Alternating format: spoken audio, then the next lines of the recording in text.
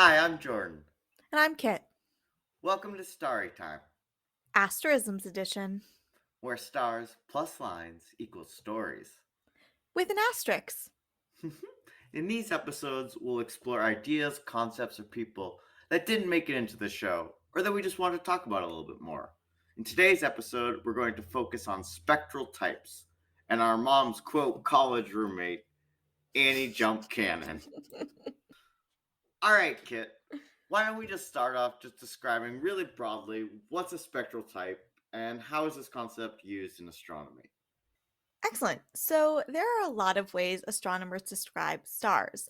One way is by describing the luminosity, which is how much light is emitted from the surface of the star. And that's measured by total electromagnetic energy emitted per unit of time by a particular object or star. We discussed luminosity in more detail in our episode 8 on Leo. And I remember from that episode that the sun's luminosity is 3.78 times 10 to the 26th joules per second. An amazing memory. I just recite the numbers to myself every day when I wake up, and it's not like I would have cheated and looked it up at all. No, nothing like that. No, of course not. Just really stayed with you. Committed. So we have luminosity. Next, there's apparent magnitude, which is how bright something appears from Earth. This is, of course, related to luminosity because how far away something is determines how bright it seems to us. So something that's dim but really close will seem really bright, and something that's far away has to be really, really bright for us to see it at all. Exactly. And for some reason, this scale is a reverse logarithmic scale. Mhm. So the lower the magnitude, again, the brighter the star is. And the reason for this really does just appear to be tradition, tradition. Tradition! It seems like originally magnitude was ranked as the first is the brightest, then the second brightest, and so on. And then once we actually were able to measure it more quantitatively, they wanted to make sure that the quantified number sort of matched this 1, 2, 3 system. And so that it kind of ended up with this reverse logarithmic scale, allowed them to do that. But it's kind of confusing. Confusing. I don't find anything confusing about it at all.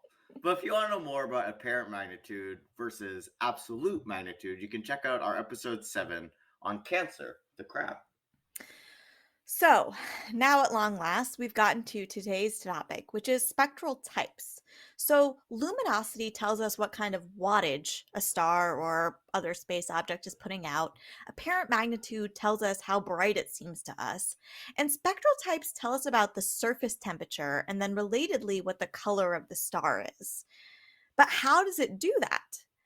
Well, it does that by analyzing the electromagnetic radiation from a star and how the light is absorbed in various ways, which is determined by the chemical composition of the star. So this idea of a spectral type, it summarizes actually a lot of information about a Mm. star beyond just how bright it is.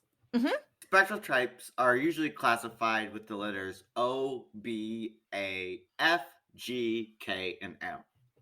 The traditional mnemonic for memorization is "Oh, be a fine girl or guy, kiss me," and I don't care for it. Yeah, no, I prefer if we just said it like it's written. OBAFGKM. So we'll workshop on it, maybe. Yeah, we could put it on the retcon list. These spectral types are associated with temperature, where O types are hot blue, violet stars, and M are very cool and red or orange in color.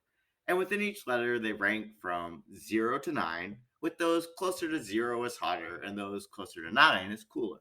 So our sun has a temperature of about 5,800 Kelvin.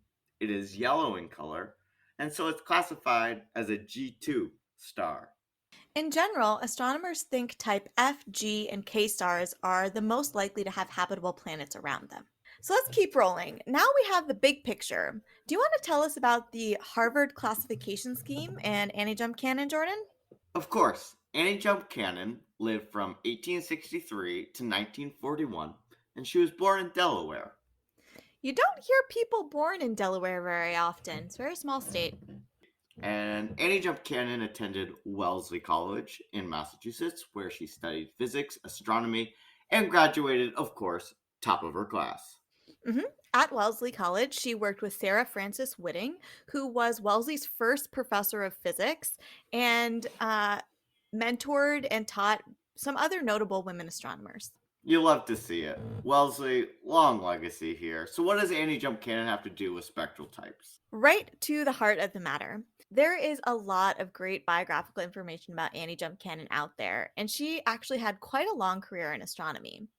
She's probably best known, however, for working with Edward C. Pickering to work on a star catalog funded by Henry Draper. She was hired as a quote computer along with other women, and in this capacity, she manually cataloged over 350,000 stars. That's an incredible amount of stars, 350,000.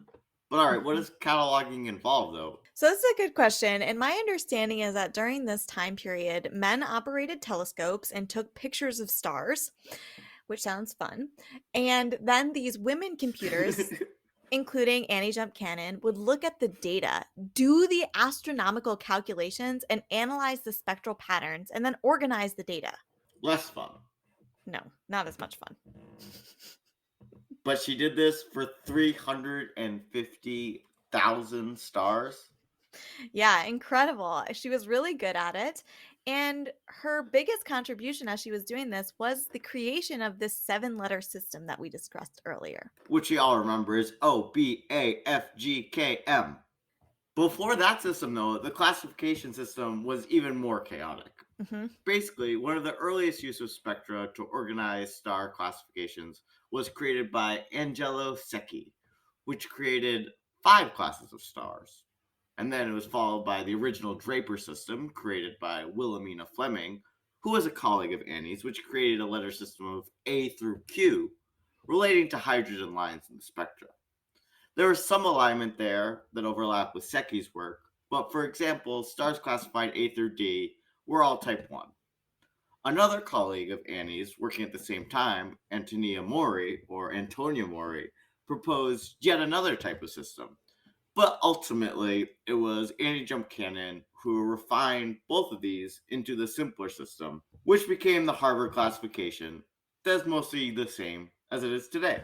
Yeah, and so some of the reason for this strange ordering of letters is because of this collapsing and refining of these other existent systems at the same time. Yeah, that makes sense.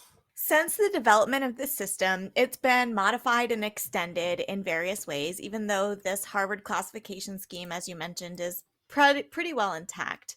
So, to wrap up this little asterism, I just want to read out some of the names and a little bit of information about these extended spectral types, and you can tell me which one you think sounds best. What do you think? Sounds awesome. Let's go. Hit me with the names. All right, let me get my document open here. I don't have them memorized, so apologies to everyone. I mean, So, that's quite disappointing because I repeat 3.78 times 10 to the 26 joules per second daily due to my right, well, dedication to this pod. And you can't even remember a few extended spectral types? so, Sounds a lot of bunch of commitment. so we now know about these cool red and brown dwarfs, and these have been added to the list of spectral types. So now we have class L, class T, and class Y stars, and these are all cool red and brown dwarf classes. We've Mm-hmm. got peculiar brown dwarfs. We have added class C, which are carbon stars, red giants that are towards the end of their lives. We've got S Mm-hmm. stars, which are sort of like between a carbon star and an M star.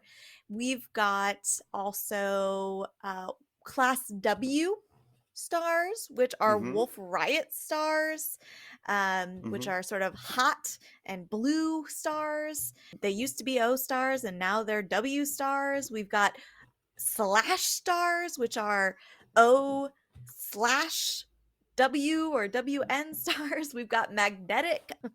We've got a lot of them. Do you like any of them? Did you see other ones that you really liked? You haven't even mentioned my favorite, which is the white dwarf classification, or the Mm. class D, which stands for degenerate star, which is the modern classification used for white dwarfs, which are low mass stars that are no longer undergoing nuclear fusion and have shrunk to planetary size, slowly cooling down. So yeah, there's a lot of great options here. Class S, the slash stars, the peculiar brown dwarfs. But no, the class D, degenerate white dwarfs. Yeah, I also those ones that's a great choice. I liked all of the really like class L, T, and Y, these sort of really substellar objects that are kind of interesting and sort of hidden. We've talked about them before on the pod with Tea Garden Star and those kinds of things. So Mm-hmm. yeah, we're just sort of using the rest of the alphabet, and maybe one day we'll run out of alphabet.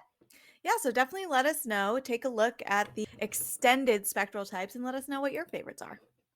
Thank you for joining us today for this asterism on spectral types and Annie Jump Cannon This has been Kit. and Jordan. Sisters, lovers of stars and stories And we'll see you next time. on Starry Time.